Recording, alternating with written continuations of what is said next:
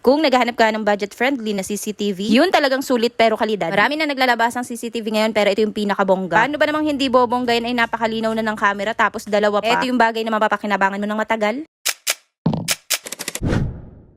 Paano ba namang hindi ka magche-check out sa ganitong CCTV? Ako, Jai, sinasabi ko sa'yo, hindi sayang ang pera mo kapag ito nabili mo. Ito yung V380 V10 HD dual camera CCTV. Napakadaming features pagdating sa specification. Syempre, hindi tayo pwedeng basta-basta na lang maniwala kung hindi talaga tayo yung gagamit, diba? At ito nga nakita nyo na pagbukas pa lang natin na ito na yung mga laman niya. At hindi na mawala ang manual para mas madali nating maiset. Tingnan nyo, Jai, napakalaki niya. Meron siyang dalawang camera at napakarami ng lightnings para namang kitang-kita sa gabi. May mga CCTV kasi na hindi nakita kapag gabi na. Ewan ko na lang talaga kung may magtatangka pang magnakaw kapag ganito kalaki ang CCTV makikita nila. Sa panahon ngayon, kailangan may CCTV ka sa bahay mo. For security and monitoring purposes ito, mga Jai. Kaya nga hindi na ako nagdalawang isip palitan pa yung CCTV naming maliit. Sabi ko nga sa inyo, hindi lahat ng CCTV applicable sa dilim. Pero itong CCTV na ito, may HD night vision na siya. Ito nga pala yung pinalitan namin at ililipat na lang namin yung SD card niya. Napakadali na nga namin na setup to kasi meron naman kaming V380 na app. At meron akong mga video. Paano nyo i-connect yung CCTV sa application sa cellphone? Hanap nyo ito sa iba't iba kong review sa CCTVs. Ito nga CCTV na to is waterproof. Pwede sa indoor or outdoor. At ang pinakamaganda pa, two-way audio na siya. Napakalinaw na speaker at hindi basag. To complete the network configuration. At ang higit sa lahat, napakalinaw ng dalawang camera niya. May mga CCTV na dual cam pero malabo yung isa. Ito yung CCTV na kapag may uhulihin ka, capture na capture niya yung mukha. Ang isang camera nito is motion tracking na. Walang blind spot kasi nga yung isa nakafocus na tapos yung isa gumagalaw. Ang perfect pa ng ilaw, mga Jai. Ang kagandahan dito, nagwa-warning ang CCTV kapag may nakaka-capture silang hindi maganda. Caution,